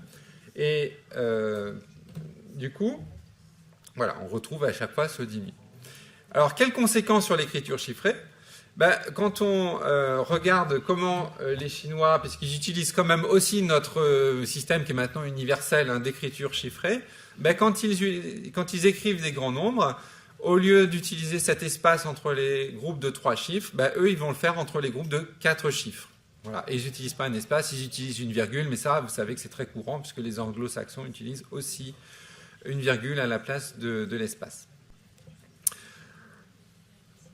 Voilà, donc c'était juste pour vous montrer que c'est bien spécifique à notre système à nous. Et puis, encore une chose qui me semble intéressante, en une petite parenthèse, c'est il a existé historiquement chez les Indiens, d'Inde, une autre façon de dire les nombres qui était, une numération parlée qui utilisait un nom d'unité pour chaque unité, un nom différent d'unité pour chaque unité. Donc on avait en fait... c'était très coûteux parce qu'il fallait se souvenir de chacun de ces noms. Alors ils utilisaient des astuces avec des poèmes, etc. Mais il y avait un nom différent donc pour chaque puissance de la base 10 et il n'y a pas de relation entre le mot 1000 par exemple et le mot 10 000, c'est pas, ou 100 000. Donc je trouve ça intéressant de voir que ce type de système a pu exister, puisqu'aujourd'hui on est dans des systèmes où on utilise des bases auxiliaires. Voilà, donc IFRA explique qu'ensuite on en est venu à supprimer le nom des puissances de 10 à partir de ce premier système-là. Par exemple, le nombre 931 se dirait 1, 3 et 9. Et puis, donc, on les dit dans le sens inverse de notre numération parlée. Donc, il parle alors de numération parlée de base 10 fondée sur le principe de position puisqu'on énonce le nom des nombres un par un. Et selon IFRA, on peut faire un lien entre l'intérêt des savants indiens pour les grands nombres et l'invention du système positionnel. La volonté d'avoir une désignation efficace des grands nombres a pu être un moteur de l'invention du système positionnel. Et ces exemples historiques montrent la spécificité de notre système de numération parlée et de son lien donc avec le système écrit. Alors, si on se limite donc au nombre jusqu'au milliard, ce qui nous intéresse nous, comme dans les programmes, il y a un double système d'unités en jeu dans l'étude des nombres, en base 10 et en base 1000, donc on pourrait dire en rang et en classe. Et à l'intérieur de chaque classe, on retrouve donc un système en base 10 avec les unités dizaines et centaines. D'accord ? Donc il y a donc à prendre en compte ce double système dans l'enseignement des grands nombres, et cela peut permettre à la fois d'enrichir la compréhension de la numération écrite en montrant que le système écrit fonctionne toujours de la même manière, selon la base 10, et de s'approprier le nom des grands nombres et de les mettre en relation avec l'écriture chiffrée. Donc ce double système pourrait favoriser la compréhension des ordres de grandeur de grands nombres. Par exemple, comprendre le million met en jeu la relation avec les nombres plus petits. 1 million, c'est 10 fois 100 000, et 1 million, c'est aussi 1000 fois 1000. Donc s'appuyer sur ce double système, c'est aussi un moyen de mieux comprendre les ordres de grandeur et mieux comprendre ces nombres. Qu'est-ce que c'est qu'un million ? Souvent, on comprend en mettant en relation avec les nombres plus petits. Alors la désignation d'un nombre avec les mots unité, dizaines, centaines va permettre de produire des décompositions variées de nombres, et notamment donc selon la base 10 et selon la base 1000, comme dans cet exemple là, qui est proposé ici. Et le passage d'une désignation de la base 10 à la base 1000 ou réciproquement se fait à l'aide de conversion d'unités. Donc dans l'exemple qui est proposé ici, c'est notamment la conversion de 37 milliers en 3 dizaines de milliers et 7 milliers. Et donc cette désignation en unité, ça va être un registre intermédiaire entre la numération écrite et parlée, qui va fournir un moyen de justifier l'écriture en chiffres d'une désignation orale ou écrite en lettres, et notamment l'écriture des zéros qui ne s'entendent pas. Alors par exemple, on va reprendre l'exemple qui est écrit ici. Écrire en chiffres 8 037 050, ce nombre se décompose de la manière congruente en 8 037 milliers 50 unités. Donc c'est le premier... Ah ben j'ai pas mis ma flèche. C'est le premier passage, là. Et ensuite, le nombre obtenu, donc, ce nombre-là peut se convertir par l'intermédiaire de conversion, peut se dire aussi 8 millions, 3 dizaines de milliers, 7 milliers, 5 dizaines. Donc c'est la suite. Et ensuite, on va redescendre vers l'écriture chiffrée de manière congruente, cette fois, à cette décomposition. On retrouve le fait que ce nombre s'écrit 8, 0, 3, 7, 0, 5, 0. hein, en utilisant le fait que les unités simples s'écrivent au premier rang, les dizaines au deuxième rang, etc. Et donc c'est ce type de justification, en fait, qui va être importante à maîtriser pour l'enseignant parce que ça va être un élément du savoir de référence qui peut permettre de combler les manques dont j'ai parlé tout à l'heure et qui étaient pointés dans les travaux de recherche en didactique là, de Mercier, Ligoza et de Ténéguer. Voilà, donc du coup, on arrive à 2 décompositions de référence hein, qui vont être à apprendre. Donc la première qui est celle qui est liée à la numération écrite, et puis la deuxième qui est celle qui est liée à la numération parlée, et donc à la base 1000. Voilà. Alors, suite à un travail pendant 2 ans, on va dire, avec une enseignante, avec des enseignants de CE2, CM1, CM2, à partir de la ressource que je vous ai déjà présentée avant, et puis un conseiller pédagogique, j'ai voulu, en fait, je me suis posé la question, comment une enseignante qui a travaillé sur ces petits nombres là, jusqu'à 10 000, et travaillait ça plutôt au début d'année, en fait, notamment parce qu'elle avait des CM1 et des CM2, comment est-ce qu'elle réinvestissait ça dans un travail sur les grands nombres. Parce que là, je lui donnais rien, en fait. Hein, et donc, c'était vraiment essayer de voir ce qu'elle faisait. Donc, c'est une observation que j'ai faite pour essayer de comprendre un petit peu s'il y avait des liens ou si, au contraire, il y avait des ruptures entre ce qu'elle proposait sur les petits nombres et sur les grands nombres et comment ça pouvait s'appuyer éventuellement sur le travail qu'on avait fait ensemble pour enseigner les grands nombres. Voilà. En gros, la question de formation, ce serait, est-ce qu'il suffit de former les enseignants correctement sur les petits nombres pour qu'ils puissent ensuite enseigner correctement les grands nombres, hein, ce qui serait très économique et très pratique. Alors, avant la mise en œuvre de la séance, donc déjà, elle s'interrogeait, l'enseignante, sur les tâches à proposer aux élèves. C'est-à-dire que déjà, le fait d'avoir fait ce travail sur les petits nombres l'a amené à s'interroger sur, oui, mais qu'est-ce qu'on fait sur les grands nombres? Parce qu'en gros, elle disait, moi, je fais que de la lecture-écriture, est-ce que ça suffit? Déjà, elle se rend compte que finalement, peut-être que ça ne suffit pas de travailler la lecture et l'écriture des nombres. Et puis, elle réinvestit l'idée d'un travail sur les relations entre les unités, mais elle le réinvestit sur un travail sur les relations entre unités de base 1000, uniquement. C'est-à-dire qu'en fait, la question qu'elle se pose, c'est finalement, elle se dit, pour que les élèves comprennent les grands nombres, il va falloir qu'ils comprennent les relations entre milliers, millions notamment. Hein, parce qu'ils ont compris que dans le million, on avait 1000 paquets de 1000. Voilà. Et donc la fiche de préparation qu'elle avait faite montrait qu'elle travaillait à chercher donc, la tâche d'écriture des nombres en chiffres sur des nombres de plus en plus grands. Au début, elle partait sur des nombres à 4 chiffres, puis elle allait jusqu'à des nombres à 8 chiffres. Elle prenait en compte le fait donc, d'avoir des zéros à certains rangs, notamment les zéros muets, hein, qui semble être une difficulté quand même bien connue par les enseignants. Et le savoir qui était visé, c'était d'introduire le million comme 1000 paquets de 1000, et puis les classes correspondantes en lien avec l'écriture d'un point pour séparer les classes hein, dans le tableau de numération. Et dans son tableau de numération, vous voyez que finalement, ce qui était bien mis en évidence, c'était les classes hein, et les groupes de 3 chiffres.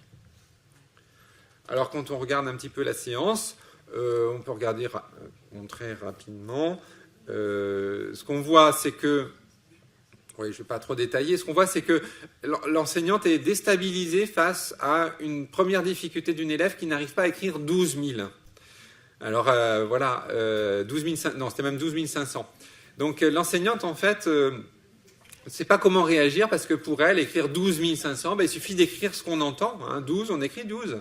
Mais en fait, c'est quand même quelque chose qui est nouveau, ça, quand on écrit des grands nombres. Parce que jusque-là, quand on écrit des nombres, on entend 3, on écrit 3 milliers. Mais quand on écrit 3 centaines, on écrit un 3. Mais on n'écrit pas des nombres à 2 chiffres. En fait, il y a quelque chose quand même il y a une rupture aussi, il y a quelque chose qui est nouveau.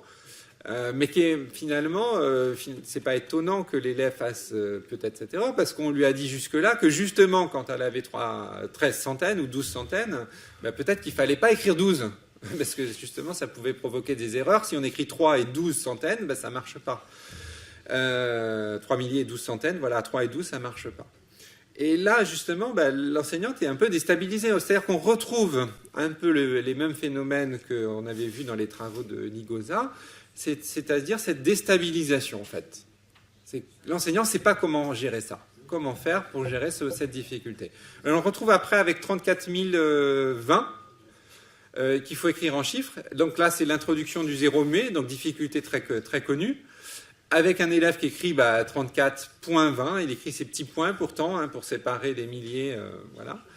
Et là encore, l'enseignante, comment faire pour avoir finalement 3 chiffres, puisqu'on sait qu'on doit avoir 3 chiffres dans chaque classe. Donc l'élève dit, faut mettre un 0, on sait qu'en général, quand on comble, c'est avec les 0. Mais où est-ce qu'on le met? Est-ce qu'on le met à droite? Est-ce qu'on le met à gauche? Ça, on ne sait pas. Et donc, finalement, l'enseignante donne la réponse parce qu'elle ne sait pas trop comment justifier ça. Hein, donc, il y a une déstabilisation. Voilà, on voit que les enseignants, en fait, sont déstabilisés. Il y a des savoirs là qui sont pas forcément bien identifiés. Et donc, après, ce qu'on voit, c'est dans l'introduction du million aussi. Ce qu'on voit, c'est dans l'introduction du million ici, c'est que finalement, elle va le mettre en évidence uniquement le fait que le million, c'est 1000 paquets de 1000. Et on voit que dans ce tableau, ça, c'est mis en relation avec les classes. Voilà. Donc, vous voyez, ce double système dont je vous ai parlé n'est pas forcément ici mis en évidence. C'est la numération parlée qui prend le dessus, hein, et qui va amener l'enseignante à travailler les grands nombres uniquement en termes de relations de base 1000. Donc voilà, le passage au grand nombre. Alors après, c'est une seule observation ponctuelle, donc il faut prendre là encore ça avec beaucoup de précaution. Mais en fait, voilà ce qu'on peut voir quand même sur une enseignante qui avait travaillé de manière approfondie les nombres inférieurs à 10 000. Voilà, quand elle met en jeu, quand elle passe au grand nombre, en fait, ça l'amène à utiliser exclusivement un point de vue base 1000 sur l'écriture en chiffres, et d'abandonner ce point de vue base 10 qui était pourtant celui qu'elle travaillait avant pour les nombres jusqu'à 10 000. Et le fonctionnement de notre numération parlée semble donc amener cette enseignante à traiter l'écriture en chiffres comme un système positionnel à base 1000 finalement. Hein, vous voyez à travers le tableau de numération qui est proposé. Et ça, c'est renforcé par l'écriture de points ou d'espaces entre les classes. Et ceci pose forcément le problème de l'écriture des zéros, parce que ces zéros, en fait, ils ne sont pas utiles à l'oral. Et l'écriture de 3 zéros qui amène l'enseignante à s'appuyer sur la règle... l'écriture de 3 zéros, quand il n'y a pas de milliers isolés, peut alors se justifier par ce fonctionnement en classe. Mais par contre, celle de l'écriture d'un zéro muet à un rang est plus difficile, et c'est ce qui amène l'enseignante à s'appuyer sur la règle de 3 chiffres et d'écrire ensuite des zéros pour combler les trous. Donc on peut en conclure qu'il ne suffit pas de former les enseignants sur les nombres inférieurs à 10 000, en fait, pour leur être outillés sur les grands nombres. Il y a des caractéristiques particulières de cet enseignement qui vont nécessiter des apports bien spécifiques.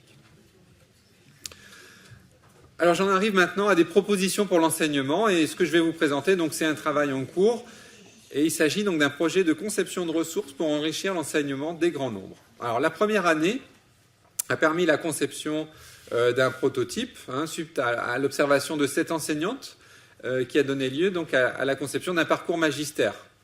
Et ensuite, la deuxième année a permis d'expérimenter ce prototype dans une recherche action avec Pascal Maslow. Donc on avait un petit groupe d'enseignants, de formateurs qui avaient testé la ressource et qui nous ont fait donc des retours réguliers afin de construire donc une première version qui a été donc expérimentée, qui commence à être expérimentée là cette année. Alors un premier retour a été fait de la part de ces enseignants. Un premier retour a été le bénéfice du travail sur les nombres inférieurs à 1000. C'est-à-dire que ces enseignants avec qui on a travaillé en 2016-2017, on leur a proposé à la fois la ressource sur les nombres inférieurs à 10 000 et la ressource sur les grands nombres. Et en fait, la première chose qu'ils nous ont dit, c'est l'intérêt du travail sur les nombres inférieurs à 10 000. Bon, même si nous, on voulait plutôt regarder sur les grands nombres. En fait, voilà, et ça renforce un peu ce que j'avais dit dans les deux premières parties.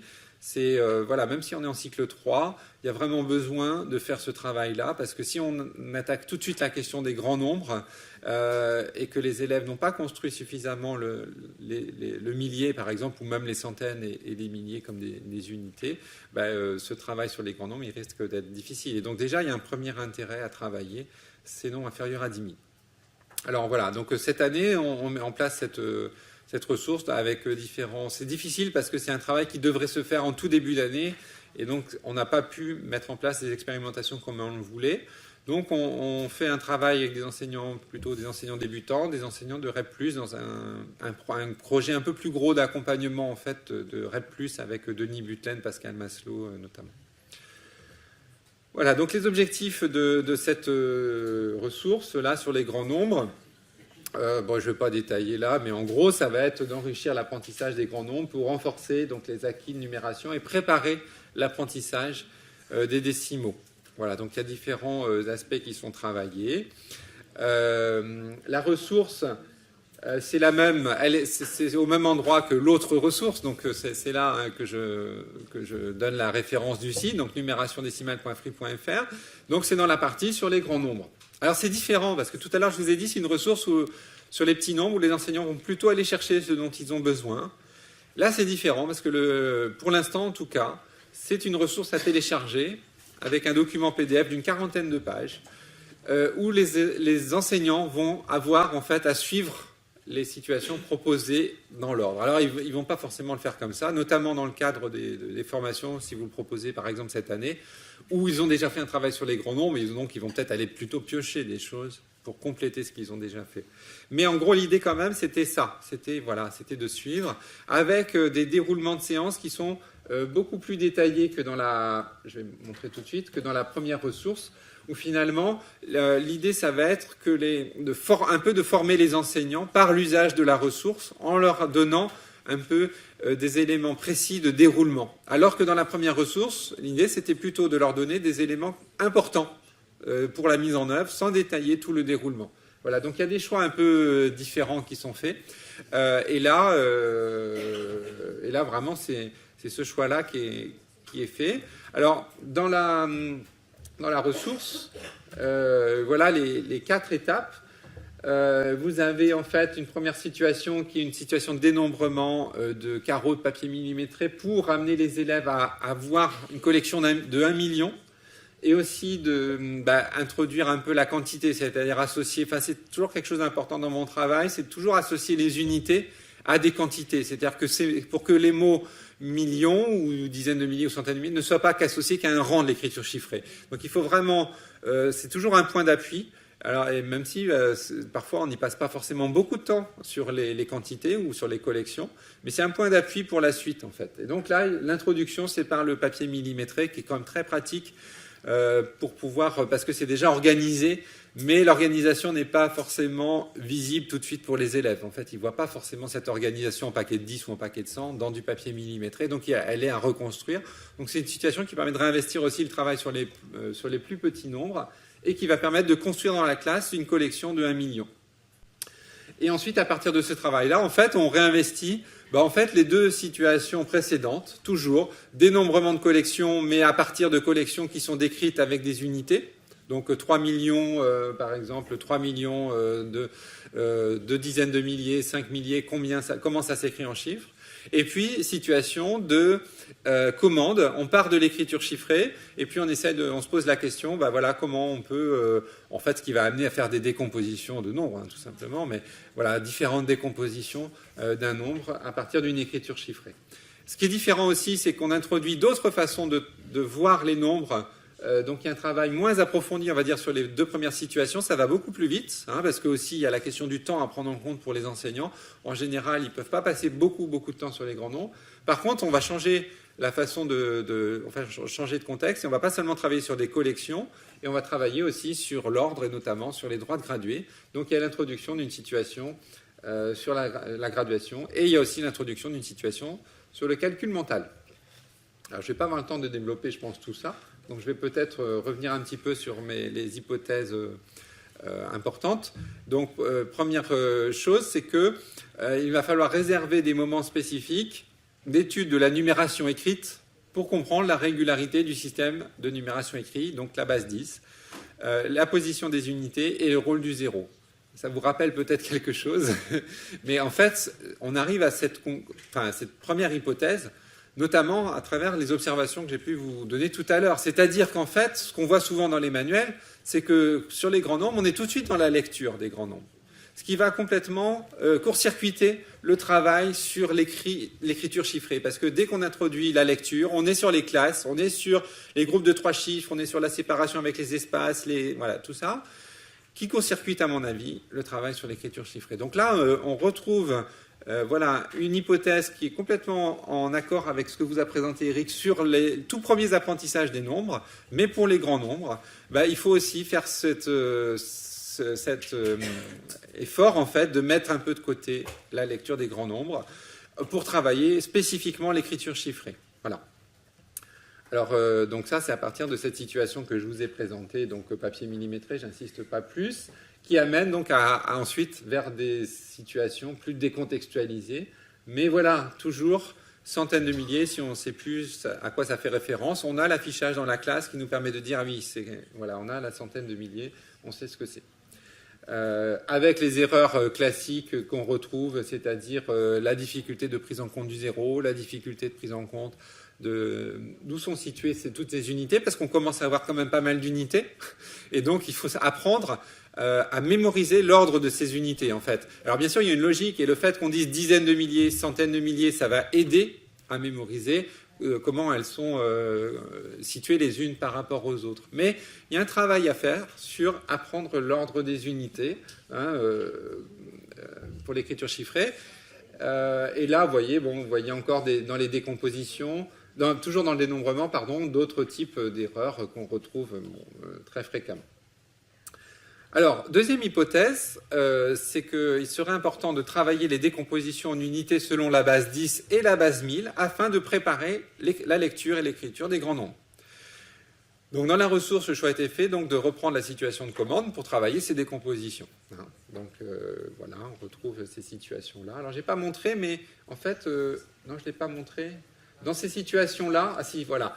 Ce qui était important, c'est que le tableau de numération, ça c'est aussi une entrée importante pour les enseignants, parce qu'eux, ils vont tout de suite utiliser un tableau de numération qui est déjà tout fait, où il y a les classes qui apparaissent, et même souvent il y a les décimaux qui apparaissent, etc. Il y a tout. C'est-à-dire que le tableau de numération, des fois, dans certaines classes, pas toujours, c'est le même de l'entrée du CM2 jusqu'à la sortie du CM2. Alors là, l'idée, ça va être plutôt d'introduire le tableau progressivement. Et quand on est sur les premières situations sur l'écriture chiffrée, comme je vous l'ai dit tout à l'heure, on est sur la base 10. Et donc, il n'y a aucune raison pour le moment d'introduire les classes. Donc, le tableau de numération, c'est un tableau uniquement en rang. Donc, c'est ce premier tableau qui est introduit. Alors qu'après, quand on va, avec les commandes, travailler les décompositions en base 1000, on va introduire le fait, on va amener les élèves à comprendre que finalement, quand on décompose en millions, milliers d'unités, on va découper notre écriture chiffrée d'une certaine manière. Et donc là, ce qui va nous amener ensuite à utiliser, à amener la façon dont on va lire les nombres, qui est exactement le même découpage. Voilà. Donc il y a des situations de lecture de grands nombres dans la ressource. Alors on fait attention bien sûr à utiliser des nombres où on entend, il y a des zéros muets pour travailler ces difficultés spécifiques. On retrouve là encore les difficultés chez les élèves qui sont bien connues. Alors il faut aussi travailler les relations entre les unités dans différents contextes, donc les quantités, les collections, et puis les mesures de grandeur continue, la droite graduée, le calcul, et il faut maîtriser les relations entre certains nombres afin de développer la connaissance des ordres de grandeur, notamment les relations, on va dire, entre unités consécutives, donc 100 000 et millions, et puis les relations de base 1000, donc 1000, millions, milliards. Donc le choix dans la ressource qui a été fait, c'est de réinvestir les relations entre unités dans des situations de placement exact et approché sur une demi-droite graduée, ainsi que dans des activités de calcul mental. Alors je montre très rapidement. Par exemple ici, voilà une situation de placement de repérage exact, où vous voyez qu'on a une graduation avec un découpage qui n'est pas en 10, en fait ici qui est en 20. Alors bien sûr on amène différents types de découpage, mais où les élèves en fait ont à reconstruire les sous-graduations, à retrouver comment finalement on va, quelles sont les sous-graduations qu'on a, toujours pour retravailler la relation entre 10 000 et 100 000, mais d'un autre point de vue. Et puis ensuite on travaille aussi le placement approché pour amener les élèves, quand ils doivent placer par exemple 300 000 ou 1 900 000, à s'appuyer encore sur ce découpage en 10, même s'il y a d'autres façons de faire. On peut découper d'abord en 2 pour avoir 500 000, puis après 250 000. Il y a différentes procédures. Mais pour 1 900 000, par exemple, très difficile pour les élèves de savoir où ça se situe. Hier encore, il y a des enseignants qui me disaient que c'était vraiment une tâche très difficile, ça. Surtout le fait de placer de manière approximative. Les élèves ont du mal à s'autoriser à placer de manière approximative. Ils veulent placer de manière très précise. Voilà. Donc, et ça, vous voyez, on prépare aussi un travail qu'on va faire après sur les décimaux, puisque ces choses-là, on les retrouve après dans le travail sur les décimaux. Donc c'est aussi un moyen de préparer ce travail-là. Donc voilà, pour le placement approximatif, on peut essayer de se découper à peu près en 10 parties égales pour voir à peu près où ça va se situer. Et puis dernier point, situation de calcul mental. Alors là, calcul mental, comme l'a dit Eric, on est plutôt sur la numération parlée. Alors là, l'idée, ça va être d'utiliser la numération parlée pour travailler les relations entre les nombres. On travaille des multiplications par 10, par 100 ou par 1000 à partir donc, de nombres qu'on dit à l'oral. Donc 10 fois 300 000, 6 millions divisé par 10, 3 millions 8 000 fois 10, etc., etc. Et vous voyez qu'à partir de ces nombres-là, en fait, on va organiser un jeu de rapidité qui va nous amener les élèves. Alors, en fait, l'idée principale de ces activités de calcul mental, pourquoi on le fait en calcul mental et pas à l'écrit, c'est qu'à l'écrit, quand vous faites les multiplications par 10, 100 000 pour travailler les relations entre les unités, c'est complètement invisible du fait de l'utilisation de la règle des zéros. C'est-à-dire que les élèves, ils ne se posent aucune question, ils écrivent les zéros. Et du coup, ils ne se questionnent pas sur les relations entre unités. D'où la difficulté quand on les interroge dans les évaluations que je vous ai montrées sur dans 1 million, combien de fois 1000 ? Il n'y a que la moitié des élèves qui savent faire ça. Par contre, si vous faites 1000 fois 1000, à mon avis, on aura de bons pourcentages de réussite à l'écrit, parce qu'ils vont écrire les zéros. Donc voilà, l'idée, c'est de travailler sur la numération parlée pour redonner du sens aux relations entre unités. Alors bien sûr, avec un jeu de rapidité, pour pas que les élèves essayent dans la tête de se dire combien il y a de zéros, puis j'en rajoute un. Donc voilà, comprendre que finalement, si on sait que 1000 fois 1000, ça fait 1 million, quand on va faire 3000 fois 1000, on va pouvoir s'appuyer sur cette relation. Si on sait que 10 fois 100 000, ça fait 1 million, quand on va chercher 10 fois 800 000, on va pouvoir encore s'appuyer sur cette relation. Voilà. Bon, voilà un peu l'idée.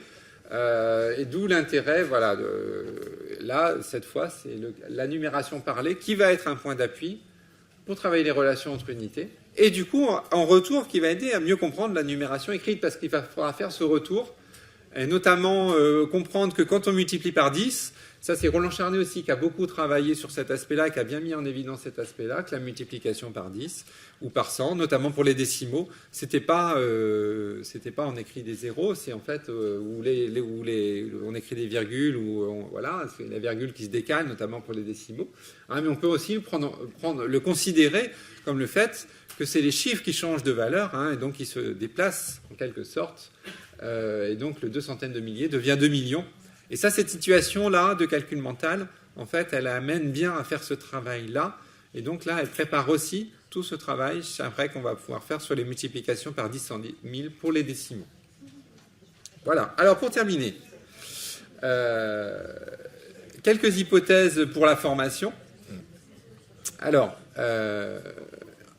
en m'appuyant finalement sur les travaux que je vous ai présentés, et puis aussi sur certaines recherches en didactique, comme celle de Butlen, Maslow et Pézard sur la formation des enseignants, ou de Chenet, on peut faire l'hypothèse de plusieurs leviers généraux pour la formation. Et notamment, un premier point serait de faire prendre conscience aux enseignants des connaissances et difficultés de leurs élèves. Ça, c'est une première entrée. Il y a des difficultés persistantes dont les enseignants n'ont pas forcément conscience. Et donc, cela peut se faire par des évaluations. Mais alors, il va falloir aider les élèves à observer, à comprendre les réussites et les difficultés. Il ne faut surtout pas les laisser face à ces évaluations, notamment celles que je propose moi sur le site, qui sont des évaluations que j'avais proposées, mais que je travaille toujours avec les enseignants. C'est-à-dire que je fais toujours un retour avec eux et on discute, on analyse, on essaie de comprendre les difficultés. Parce que dans ces évaluations-là, en fait, on va vraiment mettre l'accent sur ce que les élèves ne connaissent pas, les difficultés des élèves, pour vraiment faire prendre conscience aux enseignants de quelque chose. Mais voilà, en retour, ça veut dire qu'il faut voir comment vous les utilisez. Est-ce que peut-être qu'il faut utiliser de manière très ponctuelle ou choisir quelques tâches, etc. Donc là, il y a quelque chose à faire. En tout cas, il faut faire prendre conscience aux enseignants des difficultés de leurs élèves parce qu'ils n'en ont pas conscience, souvent. Alors, dans les différentes expérimentations que j'ai menées pour la conception de la ressource, c'est souvent donc par là que je commence, en fait, par ce travail sur les évaluations. Et donc, c'est un moteur pour engager les enseignants à utiliser une nouvelle ressource, à utiliser de nouvelles situations. Et il faut proposer donc des pistes de travail sur la numération, comme par exemple ce qui est proposé donc dans la ressource que je vous ai présentée, pour s'approprier donc certaines situations de référence, les variantes, les savoirs institutionnalisés. J'insiste aussi beaucoup là-dessus. Et dans la ressource, en fait, je mets très souvent des cadres qui me pointent les savoirs qui sont à institutionnaliser pour les enseignants. Et puis travailler sur différents aspects de la mise en œuvre, par exemple l'utilisation du matériel pour éviter les phénomènes dont on a déjà parlé, l'utilisation des différentes désignations de l'écriture d'un nombre, du tableau de numération, pour différents gestes et routines, donc comme pour aider un élève, pour gérer les mises en commun, pour différencier, institutionnaliser, etc. Et tout ce travail pourrait enclencher une réflexion plus globale sur l'articulation entre nombres entiers, décimaux, mesures, calculs, en travaillant sur l'utilisation de la numération des entiers dans ces différents domaines. C'est-à-dire, je pense aussi que quand on fait une formation sur la numération, ça va être important de montrer aux enseignants cette articulation dont on a un petit peu parlé entre ces différents domaines pour favoriser ensuite chez les élèves ces liens qu'on peut faire entre tout ça. Voilà. Donc, je vous ai mis quelques références, et notamment donc, la référence du site. En fait, il y a 3 sites, mais il n'y en a qu'un. Il y en a qu'un qui, comme j'ai eu des problèmes déjà, je mets maintenant, par mesure de sécurité, les références d'autres sites où j'ai déposé tous les documents qui sont sur le premier.